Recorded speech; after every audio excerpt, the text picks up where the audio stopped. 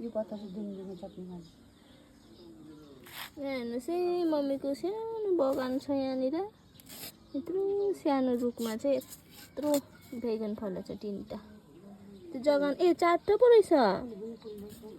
5वटा उयो सानो फल्दै रहेछ।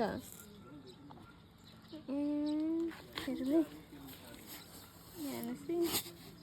खोइ देख्छ कि देख्दैन हौ, म त देखेको छुइनँ घामले। यहाँ एउटा ठुलो रहेछ हो, ऊ पछि 2टा छ। अन्त यहाँनिर एउटा बाङ्गिरहेको छ यहाँ।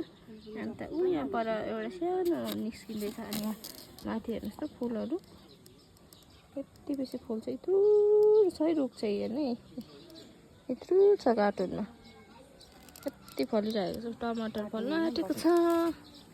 अनि यहाँ साग